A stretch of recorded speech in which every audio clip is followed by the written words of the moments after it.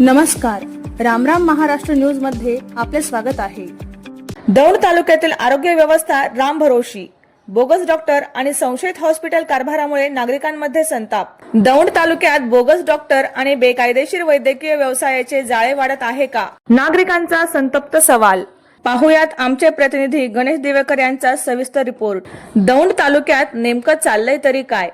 एका बाजूला खामगाव मध्ये स्वतःच्या BHMS पदवीचा फुल फॉर्मही सांगता न येणारा बोगस डॉक्टर ग्रामस्थांच्या सतर्कतेमुळे पोलिसांच्या जाळ्यात अडकतो, तर दुसऱ्या बाजूला केडगाव मधील एक नामांकित हॉस्पिटलवर अवैध गर्भपात प्रकरणी थेट गुन्हा दाखल होतो।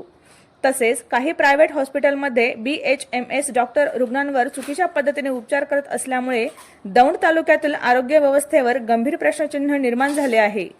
आरोग्य विभागाचे निरीक्षण आणि तपासणी नेमकी सुरू आहे की फक्त कागदोपत्रीच आहे?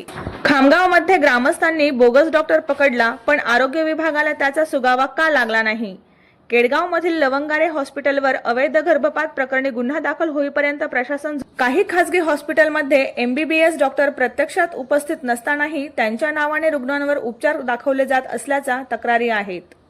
ICU सारख्या संवेदनशील विभागांमध्ये प्रत्यक्ष उपचार कोण करत आहे?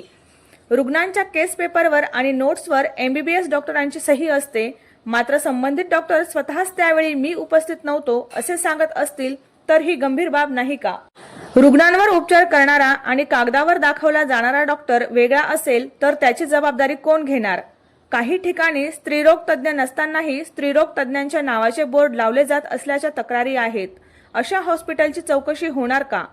प्रसूती, शस्त्रक्रिया आणि ICU उपचारांची परवानगी नसताना अशा सेवा दिल्या जात असतील तर संबंधितांवर कारवाई कधी होणार? काही प्रायव्हेट हॉस्पिटलचे रजिस्ट्रेशन नूतनीकरण करून बेडची संख्या अनधिकृतपणे वाढ दाखवली गेली आहे। त्यासाठी पुरेसा स्टाफ, पुरेशी डॉक्टर्स किंवा इतर शासकीय नियम पूर्ण धाब्यावर बसवलेले दिसून येत आहेत।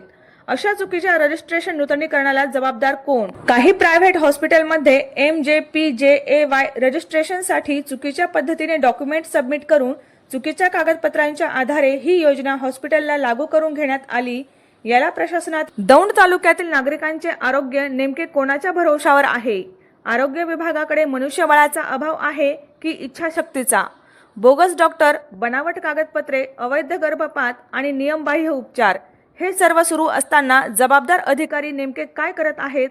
एखादा निष्पाप रुग्ण दगावल्यावरच प्रशासन जागे होणार आहे का? खामगावातील बोगस डॉक्टर प्रकरण आणि केडगावातील अवैध गर्भपात प्रकरण ही केवळ 2 उदाहरणे आहेत की दौंड तालुक्यातील आरोग्य व्यवस्थेतील मोठ्या हिमनगाचे टोक?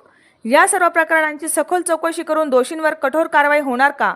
याकडे आता संपूर्ण तालुक्याचे लक्ष लागले आहे। केडगाव मधील काही हॉस्पिटलमध्ये मेडिकल वेस्ट उघड्यावर जाळलं जात आहे। यामुळे केडगाव, दापोडी, कडेठाण, वरवंड, चौफुला या परिसरामध्ये मोठ्या प्रमाणात वायू प्रदूषण होऊन आज अनेक आजारांना निमंत्रण मिळत आहे। याला जबाबदार कोण?